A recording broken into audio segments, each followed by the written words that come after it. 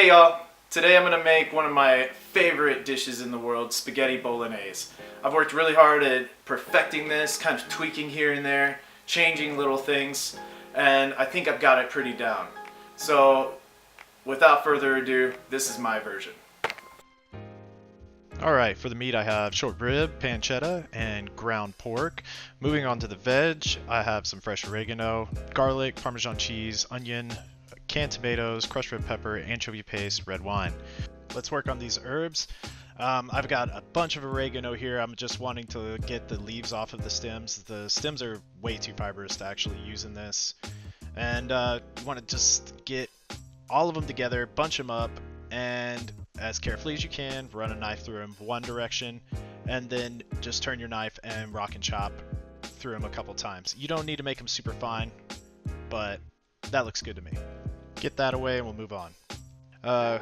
Use a whole onion for this. I need a bigger knife here. Yeah, this will do. Cut it in half. I just peel it from here. Knock the root off too so you don't get any dirt in your onions. And just that's the top, not the root.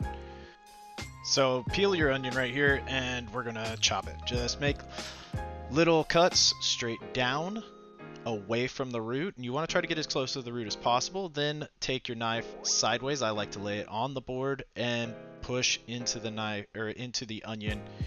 Try not to cut your fingers. Make sure you keep them out of the way just in case you do have a slip. I do this 2 or 3 more times. I think it's 3 more times.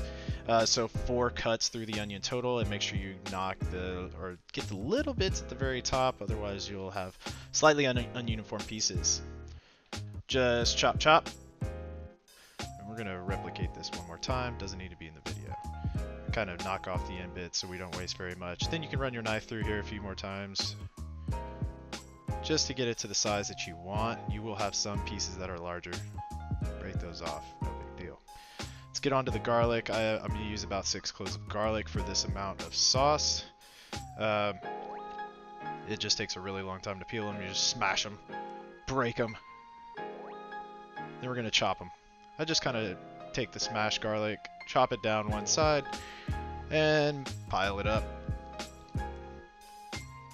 I'm not really looking for any specific size here. I just want it kind of small to where you're not just eating a giant clove of garlic. I turn it sideways so I kind of get it into a fine dice. If you really want to get it super fine, you can crush it.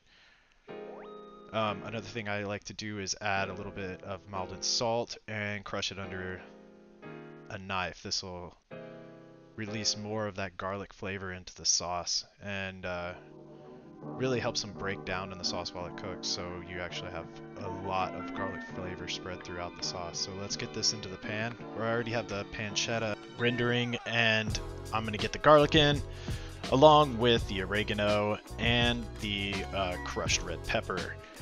I also want to get in the anchovy paste at the same time, but I forget to do it until later on in the video. I'll make sure to point it out when I do that. Not a big deal, but that's okay. I like to add it in at this point so it really flavors the oil that we're about to add in. We'll add in some olive oil to this. Just enough to really cover the pan. Probably about 4 tablespoons, if I'm to guess. Here we got our bone-in short rib, so I got to take this bone out, but we're actually going to use this in the sauce. The bone holds a lot of flavor, and we'll still have a lot of meat attached to it. So in addition to cleaning off this bone, I'm going to have to get rid of some of this fat as well. But first, get this bone off of here. Trying to keep as much meat as possible, but do your best here. It doesn't have to be perfect. I'm not trying to be perfect here. I just like to practice. So I try to take this silver skin off. The piece of meat is so small that it just kind of is jangly. If I had a full short rib, this might be a little bit easier, but I'm like yanking it around. It's just causing problems, so I kind of give up and just throw it in the pot anyway. This fat will render and probably taste pretty delicious as well, so I'm not too worried about it. As for the size of this, I'm not really going for anything in particular, just bite size. I am kind of aiming for the same size I chunked up the pancetta at, just because, I don't know, it just makes sense to cut it however big you want it. This is the size I went for, you can kind of see. But you can do whatever you want. So this is about a half pound of short rib. We're going to salt it generously. Toss it in itself. You want to make sure that your meat is well seasoned before you sear it off. Also, same thing goes with the ground pork. I'm just going to salt the whole thing and then toss it in itself. Toss it in that salt, make sure it is properly seasoned. And into a very hot pan, screaming hot, we're going to chunk this up. You want this pan preheated enough that it does start smoking. This will cause your meat to get really brown and add a lot of flavor to the finished sauce. You don't really want this to be crowded either. And that's why I tore the meat into the pan, and it will start to sear, get some really great color on there. You can already see the color on that bone, which I dropped in as soon as I cut it off. And there was actually no added fat to the pan. So this is all rendered pork and beef fat. That equals a lot of flavor for the sauce, and we're actually going to add in all this fat to the sauce as well. It'll emulsify in with the tomatoes, and it'll make a really, really nice, very rich, very unctuous sauce.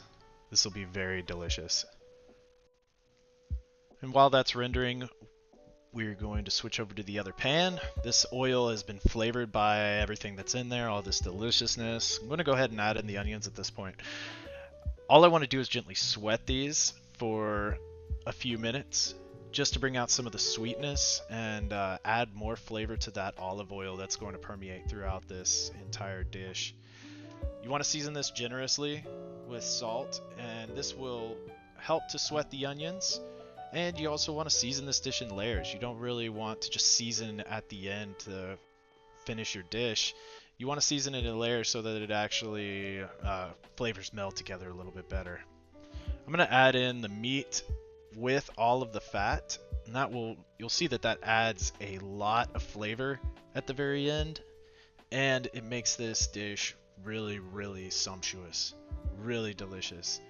That fat is very important. I still have the bone in there, and I've already removed the little bits of fat scraps. Those kind of did their job, and so I took them out. So we also don't want to leave all of this wonderful flavor that's left in the cast iron. I'm going to deglaze this with red wine. Use a wine that you actually like to drink. I usually just open up a bottle that I plan on drinking that night, and I'll use the first half a glass to deglaze and flavor the sauce even more. What this does is it actually pulls all the little charred and caramelized bits off the bottom of the pan and helps it evaporate quicker, because you don't really want to move on to your next step until your wine has completely evaporated out or gone au sec in the culinary world, which means almost dry. It helps to get it into a really hot pan first, and then you're putting hot liquid into your hot sauce and not cooling down or stopping the cooking process at all. And you can already tell that the color in this is really, really darkened, and that flavor is really going to expand. This is the point where I realized I didn't add in my anchovy paste. This is as close to a secret ingredient as I have for this sauce. It does add a lot of umami flavor, which really makes the dish. I keep it on hand and it saves forever. It just comes in a tube and keep it in the fridge. Very, very nice. So I also want to add in the tomato paste at this point. You want to let this cook out for a little bit so it kind of takes that raw tomatoey flavor out of there. It's very concentrated, so it adds a lot of tomato flavor, but it also is kind of astringent, and if you let it simmer in the oil for a little bit, that'll fix that really quick.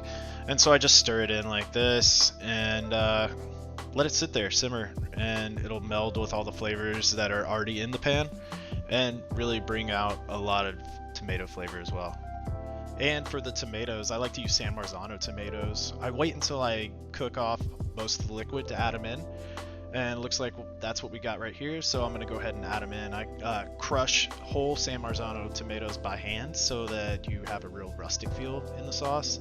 You actually have chunks of tomato in there versus when you buy crushed tomatoes, it's usually just a puree. I don't really prefer that. I do like to let this cook for a little while and really let the flavors meld, cook the raw edge off the tomatoes, let the wine really get in there and flavor the sauce. I go for what is I call it a hot lava boil. It is not quite a boil, but a little bit more than a simmer. Get our hot water on for making the pasta. You want to salt that generously to where it tastes salty. And now that the pasta is out, I don't think I need to put in here how to cook pasta. Make a 15-minute long video. I add the pasta straight into the sauce and just stir it around. This will coat every last bit of the pasta, and it's very important to do this. If you just put the sauce on top, then you're actually tasting the sauce and the pasta separately. This makes it one dish. You want to stir it all together and let the pasta cook in that sauce for a little bit. It'll start to absorb all those flavors, and of course have your taste tester make sure that you are properly al dente. Now for plating this up, I like to just take little bits at a time and put it into a large kind of bowl slash plate, so you can kind of eat off of that and share it family style. So I take portions and kind of twist them on top of each other, and that'll make it stack pretty high. And then add some sauce on top in different layers. You can see that there's plenty of sauce within the spaghetti noodles already, and that really makes a big difference. I'm going to garnish with Parmigiano Reggiano from Italy. Make sure you get the real stuff. And I'm going to be generous with this because it's delicious, and it makes this dish delicious if you add a lot. Make it rain with the chopped parsley. This is finely chopped. It took me about 5 minutes of just running my knife through it over and over again to get it to that consistency. And then a little bit of olive oil just to finish it off. And that concludes my take on spaghetti bolognese. I hope this is something that you can use and add to your repertoire. Thank you very much for watching.